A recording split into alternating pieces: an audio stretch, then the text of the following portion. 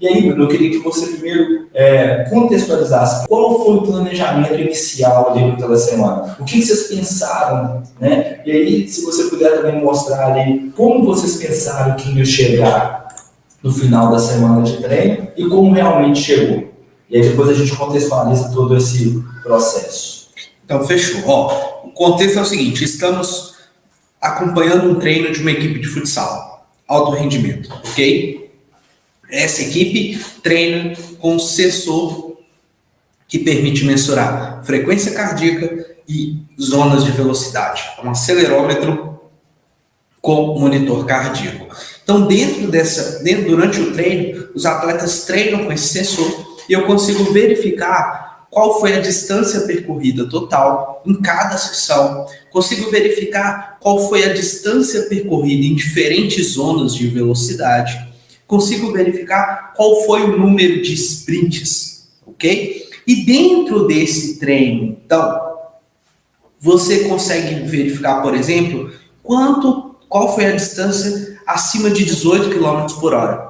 Esse acima de 18 km, toda vez que o atleta passa de 18 km por hora, o sensor começa a contabilizar a distância que ele está nessa velocidade. E aí você tem o que nós chamamos de distância percorrida em alta intensidade. E você consegue contabilizar o número de sprints, que é todas as vezes que ele passa de 24 km por hora. Fiz o contexto aí para você entender esse gráfico que está na tela aí para quem está acompanhando no YouTube, que você vai ver a progressão do somatório semanal da média da equipe, tá? De distância percorrida em alta intensidade por semana e de distância total percorrida por semana. Então você vai ver que na semana 35 a gente fez um total semanal em média de 20 km na semana para os atletas. Na semana 36 aumentou 4 km a média semanal. Enquanto em distância percorrida em alta intensidade, na semana 35 estava 2 km a distância percorrida em alta intensidade, na semana 36 aumentou em 700 metros a distância percorrida em alta intensidade. E qual semana nós estamos discutindo na live de hoje? A semana 38, a gente vai entrar na semana 38. Então a gente vinha de qual semana? 37. Qual era o contexto da semana 37 então? Os atletas haviam treinado no total semanal de distância percorrida 2 km a menos, ou seja, 22 km em média na semana, e em alta intensidade 500 metros a menos, ou seja, 2,2 km de distância percorrida em alta intensidade por semana. Esse era o contexto da equipe. Então a gente ia entrar na semana 38. Baseado... Mano, fala comigo. Contextualizar, o número da semana, galera, corresponde ao número da semana do ano, né? Nessa do futsal, né? Só para as pessoas não viajarem. Que semana 36 é semana 36, 37 do calendário, tá, pessoal? Isso, excelente observação. E aí, olha só, esse era o contexto da equipe. Então, qual que era a interpretação quando finalizou a semana 37? A interpretação era, tivemos uma redução do volume da carga de treinamento, uma redução pequena, tivemos uma redução da distância percorrida em alta intensidade, uma distância também pequena. Então, do ponto de vista de progressão da carga de treinamento, a resposta é: vamos progredir em volume ou vamos progredir em intensidade? Mas toda vez que a gente se pergunta, vamos progredir em volume ou vamos progredir em intensidade, ou qual será a progressão da carga de treinamento, para quem conhece a gente falando de pilares de alta performance, existe uma pergunta que a gente deve fazer.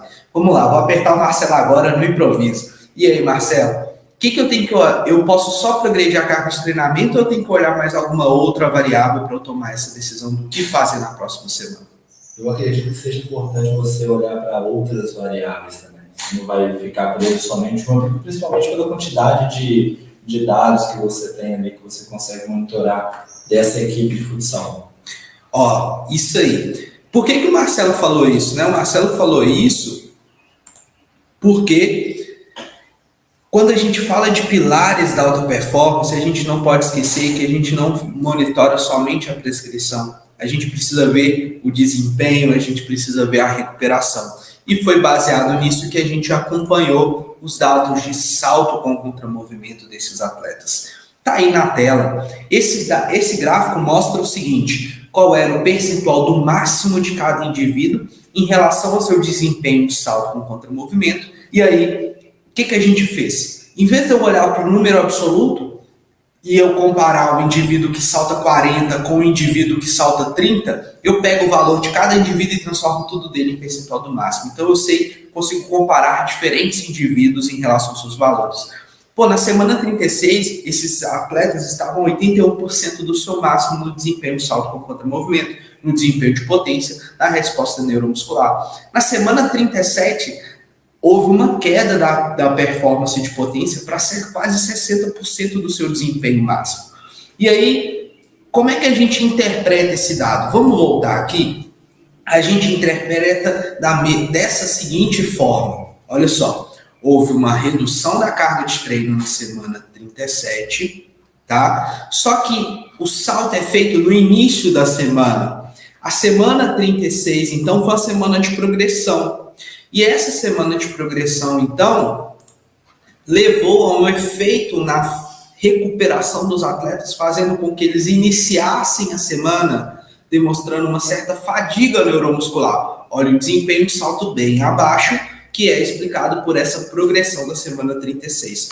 Ou seja, a tomada de decisão da semana 37 foi: vamos fazer um recuo no volume total, tanto em distância total percorrida quanto em distância percorrida em alta intensidade, para que a gente consiga possibilitar uma recuperação dos atletas. Bruno, tá se interrompendo? Manda, fala. Por que não teve salto aí da semana do 31 ao 34?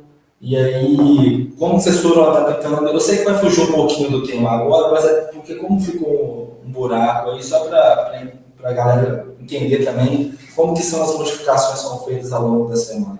Excelente. Essa semana 31 a 34 foi a semana que a maior parte da equipe estava viajando para a competição e uma outra parte da equipe estava num período de transição ali entre férias e retorno. Então a gente optou por não fazer o teste de salto para que não houvesse uma poluição dos dados, porque era uma fase de transição, né? E a maior parte dos atletas estavam viajando para a competição, né? Então, olha que recado importante, a gente já falou em outras lives. Não necessariamente você precisa ir avaliando por avaliar, né? A gente já falou isso, é importante entender ali todo o contexto aí do seu planejamento. Exato. Excelente pontuação. E aí, a pergunta que fica, iniciamos a 37 com essa menor resposta de recuperação, fizemos na 37 um menor volume, tanto em intensidade quanto em volume total, né, em carga total. E aí, o que fazer na semana 38? E onde está o contexto do treino de velocidade, né? A proposta, então, para a semana 38, interpretando esse contexto aqui, de que os atletas estão com menor desempenho de potência na semana 37, tá? Uma necessidade de reatar um desempenho próximo ao máximo, visto também que historicamente a gente estava um pouco distante do nosso desempenho máximo de salto. E estar distante do desempenho máximo de salto é ter possivelmente um desempenho aquém em velocidade, porque a relação entre potência, né, entre desempenho no salto, é muito associada ao desempenho de velocidade sprint, tá? Pelas semelhanças motoras, pelas semelhanças articulares. Então, o salto ajuda a gente a fazer uma inferência do desempenho de sprint. Qual que foi a interpretação da comissão?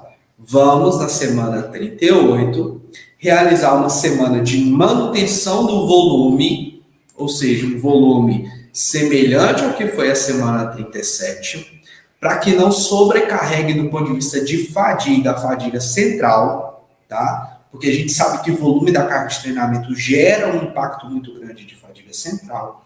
E vamos tentar progredir a intensidade, aumentando a demanda de velocidade, para a gente potencializar e gerar uma adaptação mais positiva da resposta neuromuscular. Essa era a concepção da comissão.